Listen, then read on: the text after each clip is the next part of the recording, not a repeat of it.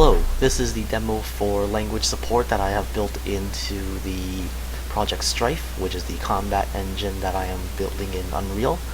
So in the game mode initializer, here I call my language manager and tell it to set to the instance of the English language, so ENUS.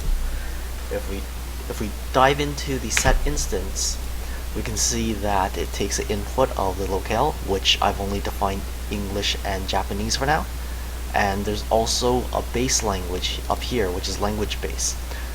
So this class will actually use language base as its starting point, and then ENUS or JP will actually sit on top of it.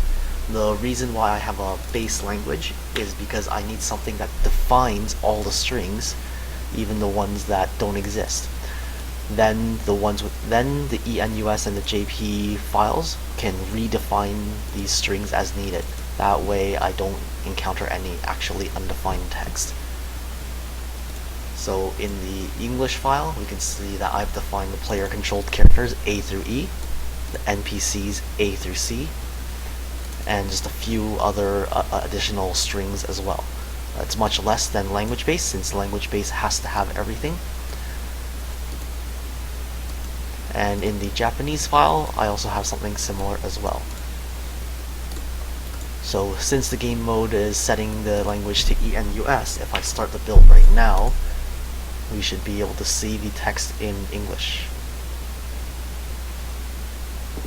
The idea behind this is that I should be able to change the language on the fly as well, although it won't be shown in this demonstration. Well, we can see here player A, player B, player C, and the warriors defined.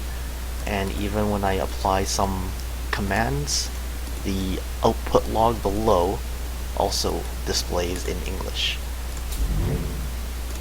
So now, if I stop the build and change the language,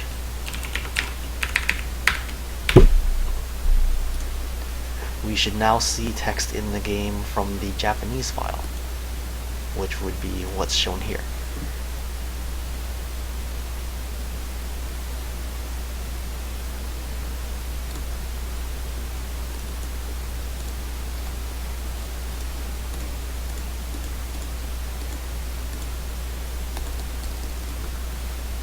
So one of the reasons why I implemented a language manager early on is because I didn't know if Unreal was natively handled Unicode very well, and I wanted to get those problems out of the way in case they did exist, since Unicode typically means two bytes per character, whereas English generally only needs one per character.